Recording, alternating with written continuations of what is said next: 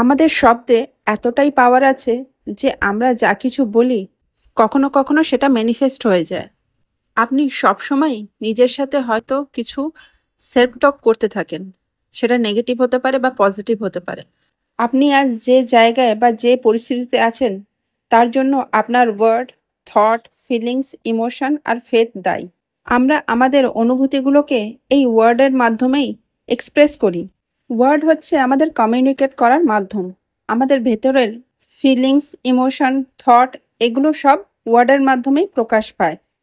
অর্থাৎ word inner ওয়ার্ল্ডকে outer ওয়ার্ল্ডের সাথে কানেক্ট করে। কিন্তু যখন কিছুদিন ম্যানিফেস্ট করার প্রসেসে থাকার পরে আপনি বলেন যে আমার দ্বারা ম্যানিফেস্ট হচ্ছে না, বা আমার লাইফে সব কিছু খারাপই হচ্ছে, আমার লাইফের মানুষগুলো খারাপ, আমার দ্বারা কিছু হবে না, আমি যত চেষ্টাই করি খারাপটাই আমার হাতে আসে বা ফেলিওরই হই।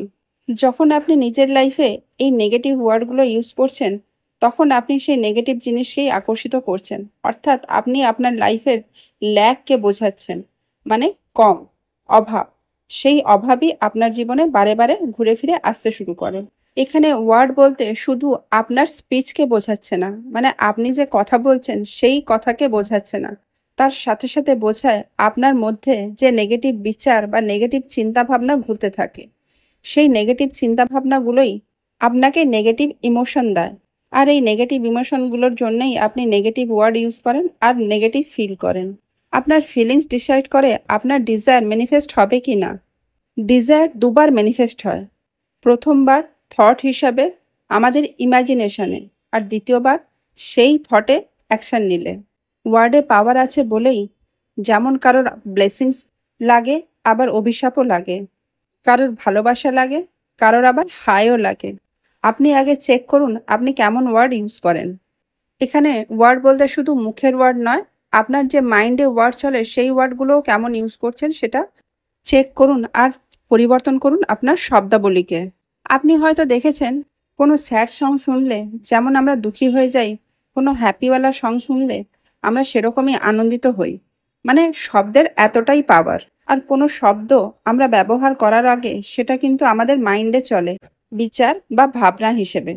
গৌতম বুদ্ধ বলেছেন, you become what you think. আপনি এই মুহূর্তে যা আছেন সেগুলোর জন্য কিন্তু আপনিই দায়ী, আপনিই সেটা ক্রিয়েট করেছেন।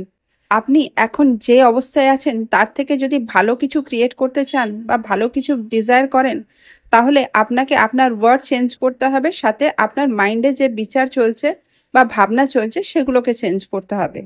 আপনি আপনার হিসেবে কিছু ছোট ছোট অ্যাফার্মেশন তৈরি করুন যেগুলো আপনার জন্য কার্যকরী হবে।